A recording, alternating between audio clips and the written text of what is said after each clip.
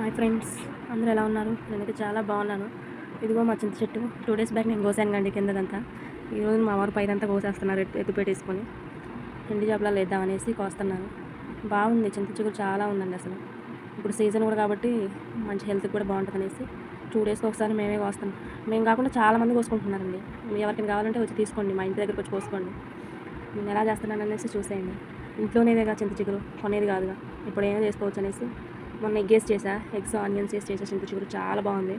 అందుకనేసి ఈరోజు ఏమైనా వెరైటీగా చేద్దామనేసి ఎండు చేపలు తీసుకొచ్చా షాప్ దగ్గర నుంచి. ఎండు చేపలు చింత చిగురు చేశాను ఫ్రెండ్స్. మీరు ఎప్పుడైనా చేశారా? ఎలా ఉంటుంది చెప్పండి. నేనైతే ఇప్పుడే ఫస్ట్ టైం చేస్తున్నాను. టేస్ట్ మాత్రం చాలా బాగుంది అసలు. చాలా అంటే చాలా బాగుంది. మీరు ఇలానే చేస్తారా? ఇంకా వెరైటీగా ఏమైనా చేస్తారా? ఎలా చేస్తారో కామెంట్లో చెప్పండి.